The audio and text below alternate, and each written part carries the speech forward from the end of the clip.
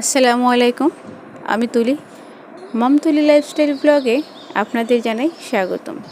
আপনারা যেখান থেকে আমার ভিডিওটি দেখছেন, আশা করি আল্লাহর রহমতে সবাই ভালো আছেন। আমিও ভালো আছি।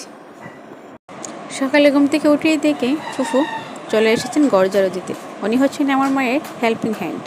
আর আমরা তাড়াহুড়া করে চলে এলাম রান্নাঘরে, কারণ হঠাৎ করে আমাদের বাড়িতে মেহমান চলে এসেছেন।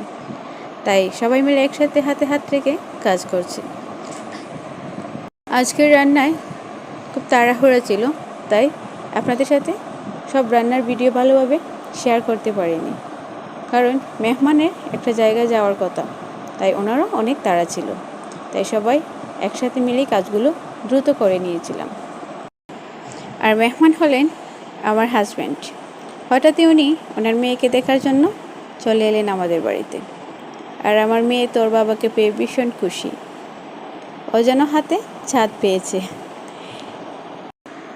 আমার আজকের ভিডিওটা যারা যারা দেখছেন তাদের সবাইকে জানাই ধন্যবাদ, আমার পাশে থাকার জন্য, আমাকে সাপোর্ট করার জন্য।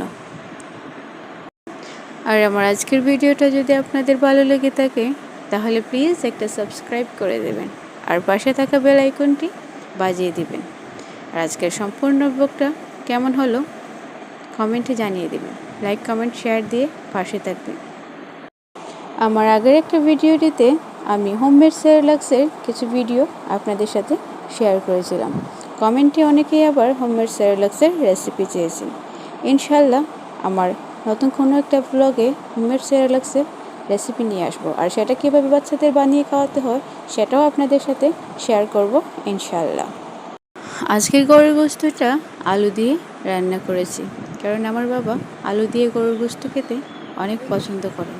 আর এদিকে টেবিলে খাবারও পরিবেশন করে দিয়েছি, ওরা খেতেও বসে গেছে, কারণ ওনার অনেক তাড়াহুড়া ছিল।